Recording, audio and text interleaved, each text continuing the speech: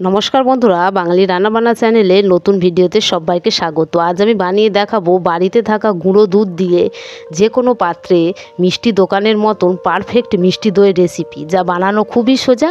এই মিষ্টি দই বানানোর জন্য আমি এখানে নিয়েছি 100 গ্রাম আমুলের গুঁড়ো দুধ। 100 গ্রাম দুধ আমার এক বাটি হয়েছে।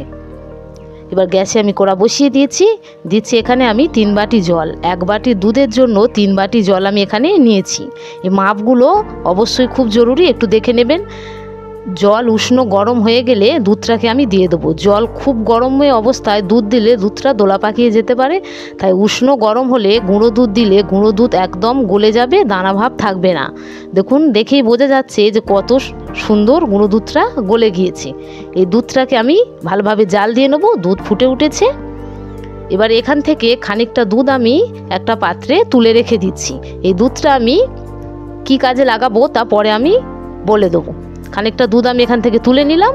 এবার এই দুধটাকে জাল দিয়ে নিচ্ছি। এবার গ্যাসে আরেকটা কড়া বসিয়ে দিচ্ছি এখানে 50 গ্রাম চিনি আর 1 চামচ জল। বেশি জল দেওয়া যাবে না। 1 চামচ জল দিয়ে চিনির ক্যারামেল আমি তৈরি করে নেবো।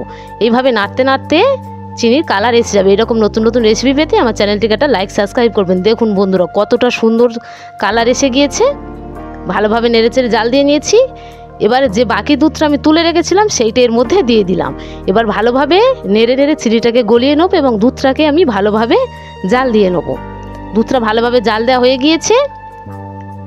দেখুন ফুটে কতটা কমে গিয়েছে। এবার যে দুধটা থেকে তুলেছিলাম সেই দুধের মধ্যে এইটাকে আমি দিয়ে দেবো। দিলে মিষ্টি দোকানের মতন একদম দইয়ের কালার এসে যাবে। কালারটা দেখেই বোঝা যাচ্ছে কতটা সুন্দর হয়েছে। এটাকে আবার আমি ভালোভাবে জাল দিয়ে নেবো। দুধটাকে ভালোভাবে জাল দিয়ে ঘন করে নিতে হবে।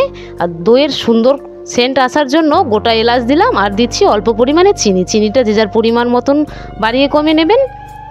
ভালোভাবে জাল দিয়ে দুধটাকে আমি ঘন করে নিচ্ছি। দেখুন, দেখেই বোঝা যাচ্ছে দুধটা কতটা ঘন হয়েছে।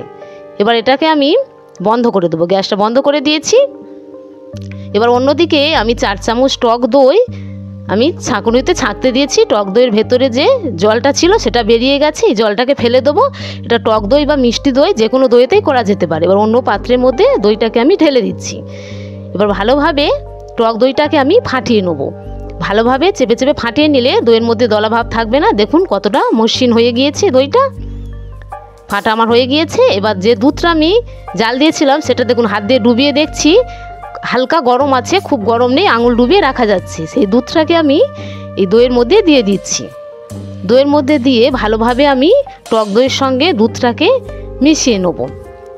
ভালোভাবে এটাকে মিশিয়ে নিতে হবে, তাহলে দইটা ভালোভাবে বসবে। এবং টক দইটা ভালো মাপের টক দই নিতে হবে।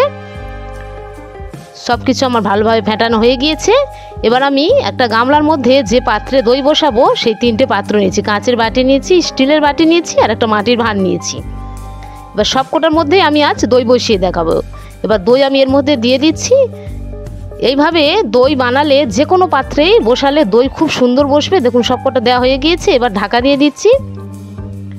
এবার এর ওপরে একটা ভারী টোয়ালে আমি চাপা দিয়ে দিচ্ছি। যে কোনো ভারী জিনিস সেটা চাপা দিয়ে আমি 12 ঘন্টা এইভাবে রেখে দেবো। ফিরে আসছি 12 ঘন্টা পরে, খুলে দেখাচ্ছি। দেখুন দইটা কত সুন্দরভাবে বসে গিয়েছে। দেখুন, দেখে বোঝা যাচ্ছে কতটা সুন্দর হয়েছে এবং পুরো দোকানের দইয়ের মতনই কালার হচ্ছে এবং খেতেও পুরো দোকানের দইয়ের মতনই হবে। এইভাবে প্রত্যেকে বাড়িতে দই বানিয়ে দেখবেন এবং কমেন্টে লিখে জানাবেন আমার এই দই রেসিপিটা কেমন হয়েছে। সবকটা আমি তুলে নিলাম। এবার স্টিলের বাটির দইটা আমি কাটে দেখাচ্ছি। দেখুন কতটা সুন্দর হয়ে গিয়েছে আমার দইয়ের রেসিপি। ফিরে আসছি পরবর্তী নতুন ভিডিও নিয়ে। ততক্ষণ জন্য প্রত্যেকে ভালো থাকবেন।